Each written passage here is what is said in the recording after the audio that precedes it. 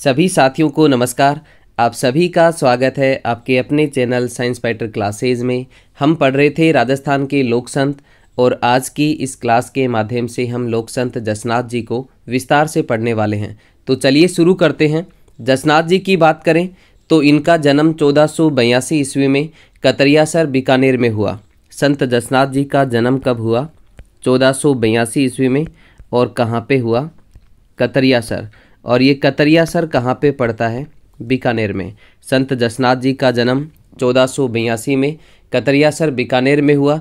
इनके पिता की बात करें तो इनके पिता का नाम हमीर जी जानी। आप साथ साथ यहाँ से नोट करते जाएं। संत जसनाथ जी के पिता का नाम क्या था? हमीर जी जानी। और इनकी माता का नाम था रूपा दे। संत जसनाथ जी की माता का नाम क्या था? रूपा दे। और इनके पिता का नाम था हमीर जी जानी। इसके अलावा नोट करें इनकी मंगेतर का नाम था कालल दे। संत जसनाथ जी की मंगेतर का नाम क्या था? कालल दे। इनके गुरु की बात करें तो इनके गुरु का नाम था गुरु गोरखनाथ। संत जसनाथ जी के गुरु का नाम क्या था? गोरखनाथ। और इनके मूल नाम की बात करें तो इनका मूल नाम आप यहाँ से नोट कर सकते हैं। संत जसनाथ जी का मूल नाम क्या था? जसवंत। संत जसनाथ जी का मूल नाम क्या था? जसवंत। कहते हैं कि जसनाथ जी हमीर और रूपादे के पोसे पुत्र थे। ऐसा व्यक्ति जिसका लालन पालन पुत्र की भांति किया हो उसे पोसे पुत्र कहा जाता है। माना जाता है कि संत जसनाथ जी ने 12 वर्षों तक गोरखमालिया, जो कि बीकानेर में पड़ता है, गोरखमालिया में कठोर तपस्या की थी और 22 वर्ष की आयु में सन 1504 ईस्वी में जसनाथी संप्रदाय की स्थापना की। तो आप यहाँ से नोट करें संत जसनाथ जी ने कितने वर्षों तक तपस्या की थी? 12 वर्षों तक। और कहाँ पे तपस्या की थी? गोरखमालिया। और ये गोरखमालिया कहाँ पे पड़ता है? बीकानेर में। काफ़ी बार ये क्वेश्चन पूछा गया है कि संत जसनाथ जी ने 12 वर्षों तक गोरखमालिया बीकानेर में कठोर तपस्या की थी और 22 वर्ष की आयु में 1504 ईस्वी में, सन 1504 ईस्वी में इन्होंने जसनाथी संप्रदाय की स्थापना की। आप यहाँ से नोट करते जाएं। जसनाथी संप्रदाय की स्थापना किसके द्वारा की जाती है?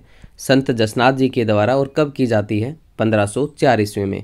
पीछे की क्लास में हमने पढ़ा कि 18 वर्ष की आयु में सन 1500 ईस्वी में इनकी मुलाकात संत जाम्बू जी से होती है। और ये मुलाकात कहाँ पे होती है? गोरखमालिया बीकानेर में। और कहते हैं कि 24 वर्ष की आयु में सन 1506 ईस्वी में इन्होंने कतरियासर बीकानेर में आश्विन मास की शुक्ल पक्ष की सप्तमी को जीवित समाधि ली। तो संत जसनाथ जी ने जीवित समाधि कब ली? 1506 ईस्वी में। आप साथ साथ नोट करते जाएं। कितने वर्ष की उम्र में? 24 वर्ष की उम्र में संत जसनाथ जी ने 1506 ईस्वी में कतरियासर बीकानेर में, कतरियासर कहाँ पे पड़ता है? बीकानेर में। कतरियासर बीकानेर में जीवित समाधि ली। तिथि की बात करें तो तिथि आप यहाँ से नोट करें, आश्विन मास की शुक्ल पक्ष की सप्तमी को। Very important. संत जसनाथ जी ने 1506 ईस्वी में 24 वर्ष की उम्र में कतरियासर बीकानेर में आश्विन मास की शुक्ल पक्ष की सप्तमी को जीवित समाधि ली। और इनके समाधि लेने के कुछ समय बाद ही इनकी मंगेतर, जिसका नाम था कालल दे, कालल दे ने कतरियासर से 1 या 2 मील दूरी पर जीवित समाधि ली थी। अभी हमने पढ़ा कि सन 1504 ईस्वी में संत जसनाथ जी ने जसनाथी संप्रदाय की स्थापना की।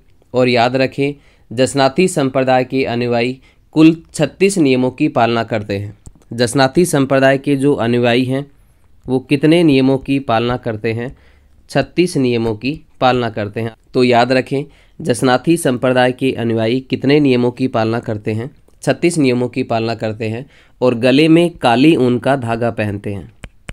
कैसा धागा पहनते हैं? काली ऊन का धागा। कहाँ पे पहनते हैं? गले में। जसनाथी संप्रदाय के जो अनुयायी हैं वो गले में काली ऊन का धागा पहनते हैं। कहते हैं कि सिकंदर लोदी जसनाथ जी के चमत्कारों से प्रभावित होता है और कतरियासर के समीप 500 बीघा भूमि जसनाथ जी को दान में देता है। सिकंदर लोदी के द्वारा जसनाथ जी को कितनी भूमि दान में दी गई? 500 बीघा। और कहाँ पे दी गई? कतरियासर के समीप। इसके अलावा नगाड़ा बजाने की छूट दी जाती है। तो याद रखें, सिकंदर लोदी के द्वारा जसनाथ जी को कतरियासर के समीप 500 बीघा भूमि दान में दी जाती है और नगाड़ा बजाने की छूट दी जाती है। ध्यान रखना, जसनाथी संप्रदाय का जो प्रमुख वाद्य यंत्र है वो क्या है? नगाड़ा है। इसके अलावा नोट करें, जसनाथी संप्रदाय 2 वर्गों में विभक्त है। जसनाथी संप्रदाय जो है वो कितने वर्गों में विभक्त है? 2 वर्गों में। आप यहाँ से नोट करते जाएं।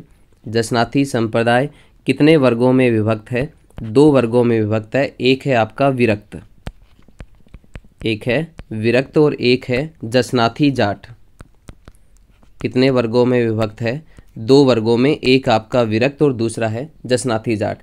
और याद रखें, विरक्तों की जो मंडली होती है उसे क्या कहा जाता है? परमहंस कहा जाता है। विरक्तों की मंडली क्या कहलाती है? परमहंस कहलाती है। जसनाथ जी द्वारा लिखे गए ग्रंथों की बात करें तो उनको आप यहाँ से नोट कर सकते हैं। कौन कौन से ग्रंथ जसनाथ जी के द्वारा लिखे गए? एक है सिंभुदड़ा, एक ग्रंथ है आपका सिंभुदड़ा। इसके अलावा एक ग्रंथ है कोंडा। इसके अलावा एक ग्रंथ है गोरख छंदो, वेरी इंपॉर्टेंट। एक ग्रंथ है गोरख छंदो, आप यहाँ से नोट कर सकते हैं। और याद रखें, गोरख छंदो ग्रंथ में कुल कितने शब्द हैं? 150 शब्द हैं। गोरख छंदो ग्रंथ में कितने शब्द हैं? 150 शब्द। जसनाथी संप्रदाय का एक ग्रंथ है येसोनाथ पुराण। कौन सा ग्रंथ है? येसोनाथ पुराण। जसनाथी संप्रदाय का ग्रंथ जिसका नाम है येसोनाथ पुराण। और इस येसोनाथ पुराण को जसनाथी संप्रदाय का बाइबिल कहा जाता है। जसनाथी संप्रदाय का बाइबिल किसे कहा जाता है? येसोनाथ पुराण को। आगे हम बात करें संत जसनाथ जी की, तो इन्होंने लोह पांगल नामक तांत्रिक के झूठे अभिमान को नष्ट किया था। किस तांत्रिक के झूठे अभिमान को नष्ट किया था? संत जसनाथ जी ने लोह पांगल यानी कि इसके घमंड को चकनाचूर किया था संत जसनाथ जी ने। ध्यान रखना, जसनाथी संप्रदाय के अनुयायी जाल के वृक्ष और मोर की पंख को पवित्र मानते हैं। किसको पवित्र मानते हैं? जाल के वृक्ष और मोर की पंख को पवित्र मानते हैं। इसके अलावा नोट करें, जसनाथी संप्रदाय के सिद्ध पुरुषों के द्वारा संत जसनाथ जी की याद में अग्नि नृत्य किया जाता है। वेरी इंपॉर्टेंट, काफ़ी बार एग्जाम में पूछा गया है। अग्नि नृत्य किस संप्रदाय के द्वारा किया जाता है? तो आपका आंसर होगा जसनाथी संप्रदाय। जसनाथी संप्रदाय के जो सिद्ध पुरुष हैं उनके द्वारा कौन सा नृत्य किया जाता है? अग्नि नृत्य। और ये नृत्य करते समय फतेह फतेह का उद्घोष किया जाता है। किस शब्द का उद्घोष किया जाता है? फतेह फतेह। तो आप यहाँ से नोट कर सकते हैं। जसनाथ जी के मेले की बात करें तो इनका मेला 1 वर्ष में 3 बार भरता है। इनका मेला 1 वर्ष में कब कब भरता है उसको आप यहाँ से नोट कर सकते हैं। एक चैत्र मास में, एक भरता है आश्विन मास में। 1 वर्ष में कितनी बार इनका मेला भरता है? 3 बार। और एक भरता है माघ महीने में। माघ महीने में शुक्ल पक्ष की सप्तमी को इनके मेले का आयोजन किया जाता है। और इस मेले का जो आकर्षण का केंद्र है वो है अग्नि नृत्य। इसके अलावा नोट करें, रुस्तम जी, स्वाईनाथ जी और चोखनाथ जी, ये सभी जसनाथी संप्रदाय के साधु हुए हैं।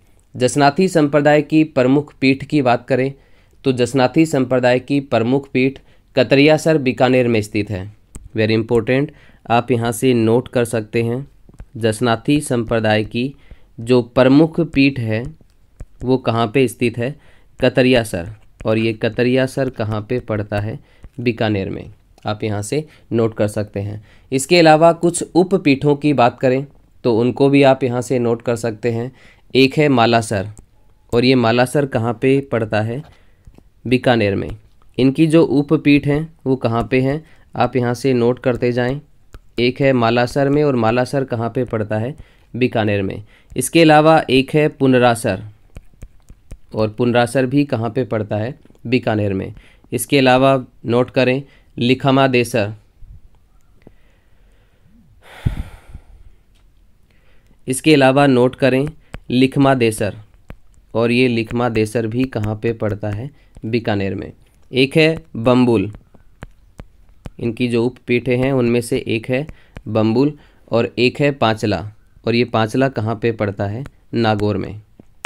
पांचला कहाँ पे पड़ता है? नागौर में। तो कौन कौन सी संत जसनाथ जी या जसनाथी संप्रदाय की प्रमुख उपपीठें हैं? एक है मालासर, इसके अलावा पुनरासर बीकानेर, लिखमादेसर बीकानेर, बम्बुल बीकानेर और पांचला बीकानेर। इस प्रकार से ये जसनाथी संप्रदाय की कुछ प्रमुख उपपीठें हैं। इस प्रकार से संत जसनाथ जी को हमने विस्तार से पढ़ा। अगले लोक संत हम पढ़ने वाले हैं संत लालदास जी। तो आप यहाँ से नोट करें, अगले लोक संत जो हैं वो कौन से हैं? संत लालदास जी।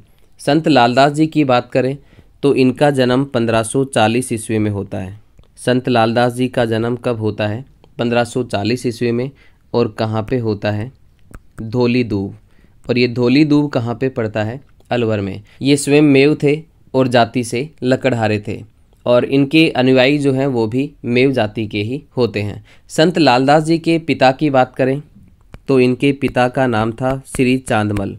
संत लालदास जी के पिता का नाम क्या था? श्री चांदमल। और इनकी माता का नाम था समदा। काफ़ी बार एग्जाम में पूछा जाता है। संत लालदास जी के पिता का नाम चांदमल और इनकी माता का नाम क्या था? समदा। इनके गुरु की बात करें तो इनके गुरु का नाम था गदन चिश्ती। Very important. संत लालदास जी के गुरु का नाम क्या था? गदन चिश्ती। आप यहाँ से नोट करते जाएं। संत लालदास जी के गुरु का नाम क्या था? गदन चिश्ती, जो कि तिजारा अलवर के बड़े संत हुए हैं। कहते हैं कि लालदास जी ने गदन चिश्ती से शिक्षा लेने के बाद धौली दूब को छोड़कर इसके पास ही बादोली गांव में सिंहशिला पहाड़ी पर कुटिया बनाई और वहां पर रहने लगे और यहां पर लोगों को उपदेश देने लगे।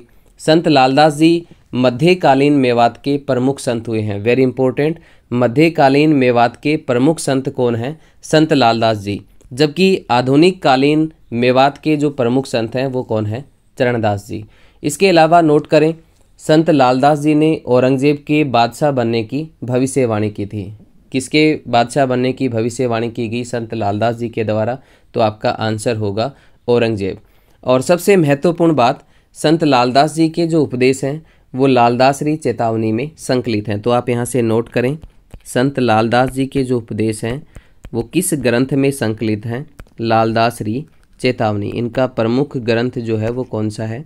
लालदासरी चेतावनी।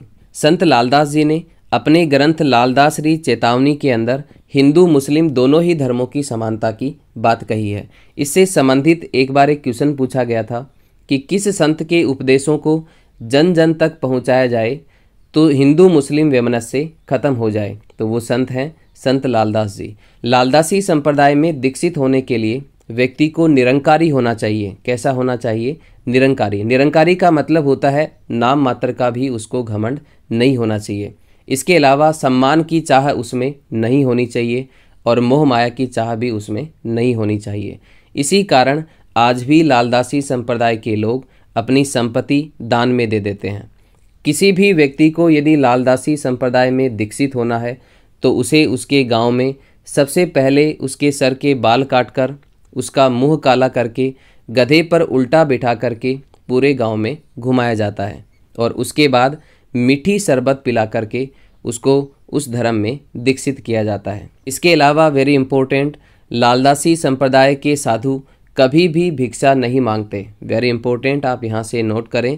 लालदासी संप्रदाय के जो साधु होते हैं वो कभी भी भिक्षा नहीं मांगते और अपनी जो आजीविका है वो कमा करके चलाते हैं। संत लालदास जी के निधन की बात करें तो इनका निधन 1648 ईस्वी में होता है, 108 वर्ष की उम्र में। संत लालदास जी का निधन या इनको मोक्ष की प्राप्ति कब होती है? 1648 ईस्वी में। और कहाँ पे? नंगला, भरतपुर। नंगला कहाँ पे पड़ता है? भरतपुर में। और यहीं पर इनकी प्रधान पीठ बनी हुई है। नंगला भरतपुर को इनकी प्रधान पीठ माना जाता है। इसके अलावा नोट करें, इनका जो समाधि स्थल है वो कहाँ पे स्थित है? शेरपुर। इनका जो समाधि स्थल है वो कहाँ पे स्थित है? शेरपुर। और ये शेरपुर कहाँ पे पड़ता है? अलवर में। तो इस प्रकार से लोक संत जसनाथ जी और लोक संत लालदास जी को हमने विस्तार से पढ़ा। आगे इनसे संबंधित उन क्वेश्चंस पे चर्चा करेंगे जो विगत परीक्षाओं में पूछे गए हैं। तो चलिए शुरू करते हैं। पहला क्वेश्चन आपके सामने है आपकी स्क्रीन पर। हमीर जी जानी व रूपादे के पुत्र कौन से संत थे? ऑप्शन आपको दिए गए हैं जसनाथ जी, लालदास जी, दरियाव जी और हरि सिंह जी। अभी हमने पढ़ा कि संत जसनाथ जी के पिता का नाम क्या था? हमीर जी जानी। और इनकी माता का नाम क्या था? रूपादे। इस प्रकार से इस क्वेश्चन का राइट आंसर होता है option number A Jasnath ji. चलिए बढ़ते हैं अगले क्वेश्चन की ओर। एक और बेहतरीन क्वेश्चन आपके सामने आपकी स्क्रीन पर। किस संत ने गोरखमालिया बीकानेर में 12 वर्ष तक कठोर तपस्या की थी? ऑप्शन आपको दिए गए हैं जाम्भो जी, जसनाथ जी, नवल दास जी और दादू दयाल जी। अभी हमने पढ़ा कि संत जसनाथ जी ने 12 वर्षों तक कठोर तपस्या की थी। कहाँ पर? गोरखमालिया। और ये गोरखमालिया कहाँ पे पड़ता है? बीकानेर में। इस प्रकार से इस क्वेश्चन का राइट आंसर होता है ऑप्शन नंबर बी संत जसनाथ जी। चलिए बढ़ते हैं अगले क्वेश्चन की ओर। अगला क्वेश्चन आपके सामने आपकी स्क्रीन पर। लोहे पांगल नामक तांत्रिक का घमंड चकनाचूर करने वाले संत कौन से थे? ऑप्शन आपको दिए गए हैं मनराज जी, चरणदास जी, जसनाथ जी और राजा राम जी। इस क्वेश्चन का राइट आंसर होगा option number C Jasnath ji. Jasnath ji ने लोहे पांगल नामक तांत्रिक के घमंड को चकनाचूर किया था। इस प्रकार से इस क्वेश्चन का राइट आंसर होगा ऑप्शन नंबर सी। चलिए बढ़ते हैं अगले क्वेश्चन की ओर। अगला क्वेश्चन आपके सामने आपकी स्क्रीन पर। किस वर्ष जसनाथ जी व जाम्भो जी का परस्पर मिलन हुआ था? ऑप्शन आपको दिए गए हैं 1482, 1500, 1506 और 1536। इस क्वेश्चन का राइट आंसर होता है ऑप्शन नंबर बी 1500। सन 1500 ईस्वी में संत जाम्भो जी की मुलाकात किससे होती है? जसनाथ जी से। और कहाँ पे होती है? गोरखमालिया। और ये गोरखमालिया कहाँ पे पड़ता है? बीकानेर में। इस प्रकार से इस क्वेश्चन का राइट आंसर होता है ऑप्शन नंबर बी। चलिए बढ़ते हैं अगले क्वेश्चन की ओर। अगला क्वेश्चन आपके सामने आपकी स्क्रीन पर। एक और बेहतरीन क्वेश्चन आपके सामने। राव लूणकरण को बीकानेर का राजपद पाने का वरदान देने वाले संत कौन से थे? ऑप्शन आपको दिए गए हैं रामदास जी, हरि रामदास जी, जसनाथ जी और लालदास जी। राव लूणकरण को बीकानेर का राजपद पाने का जो वरदान है वो किस लोक संत के द्वारा दिया गया? जसनाथ जी के द्वारा। इस प्रकार से इस क्वेश्चन का राइट आंसर होता है option number C Jasnath ji. चलिए बढ़ते हैं अगले क्वेश्चन की ओर। अगला क्वेश्चन आपके सामने आपकी स्क्रीन पर। जसनाथ जी के कतरियासर धाम पर वर्ष में किन 3 महीनों में मेले लगते हैं? अभी हमने पढ़ा कि संत जसनाथ जी का मेला एक वर्ष में 3 बार लगता है। किन किन महीनों में इनका मेला लगता है? तो आप यहाँ से नोट कर सकते हैं। एक चैत्र महीने में, एक आश्विन महीने में और एक माघ महीने में शुक्ल पक्ष की सप्तमी को इनके मेले का आयोजन किया जाता है। इस प्रकार से इस क्वेश्चन का राइट आंसर होगा ऑप्शन नंबर ए चैत्र माह में, आश्विन माह में और माघ माह में शुक्ल पक्ष की सप्तमी को इनके मेले का आयोजन किया जाता है। चलिए बढ़ते हैं अगले क्वेश्चन की ओर। अगला क्वेश्चन आपके सामने आपकी स्क्रीन पर। निम्न में से किस संप्रदाय का संबंध अग्नि नृत्य से है? ऑप्शन आपको दिए गए हैं निम्बारक, जसनाथी संप्रदाय, निरंजनी संप्रदाय और आर्य समाज। अभी हमने पढ़ा कि जसनाथी संप्रदाय के सिद्ध पुरुषों के द्वारा संत जसनाथ जी की याद में अग्नि नृत्य किया जाता है। कौन सा नृत्य किया जाता है? अग्नि नृत्य। और ये कहाँ पे प्रसिद्ध है? बीकानेर अंचल में। कहाँ पे प्रसिद्ध है अग्नि नृत्य? बीकानेर अंचल में। इस प्रकार से इस क्वेश्चन का राइट आंसर होता है ऑप्शन नंबर बी जसनाथी संप्रदाय। चलिए बढ़ते हैं अगले क्वेश्चन की ओर।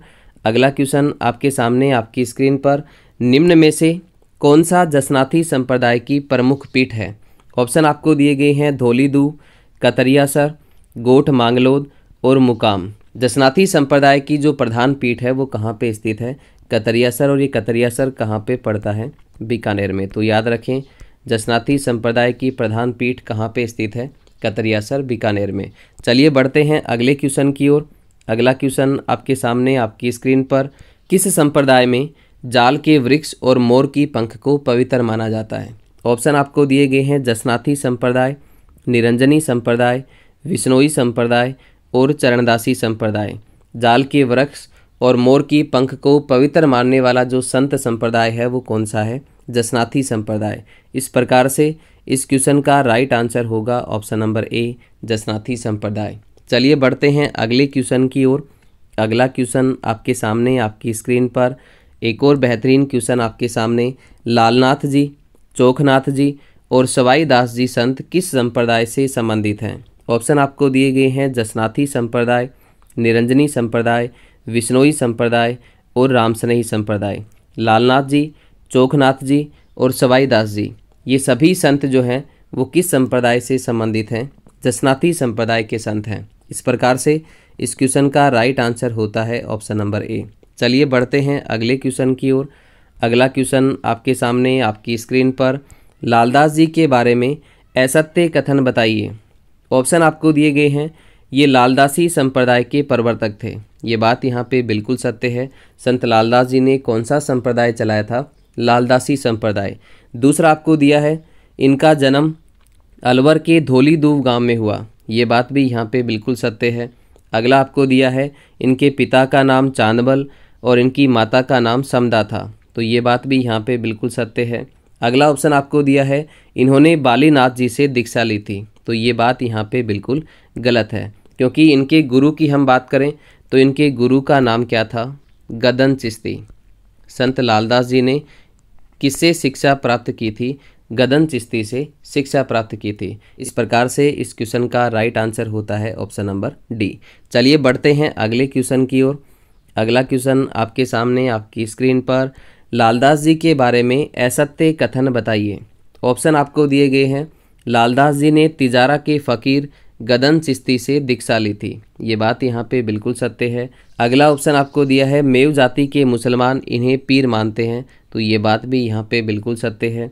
लालदास की चेतावनी इनका प्रमुख काव्य ग्रंथ है, ये बात भी यहाँ पे बिल्कुल सत्य है। तो इस प्रकार से सभी बातें यहाँ पे बिल्कुल सत्य हैं। इस क्वेश्चन का राइट आंसर होगा ऑप्शन नंबर डी, उपरोक्त सभी कथन सत्य हैं। चलिए बढ़ते हैं अगले क्वेश्चन की ओर।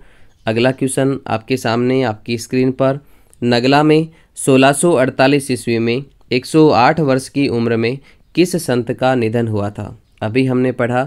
ऑप्शन आपको दिए गए हैं, लालदास जी, सुंदरदास जी, दादू दयाल जी और रामचरण जी। सन 1648 ईस्वी में 108 वर्ष की उम्र में संत लालदास जी को मोक्ष की प्राप्ति होती है। कहाँ पे? नगला। और ये नगला कहाँ पे पड़ता है?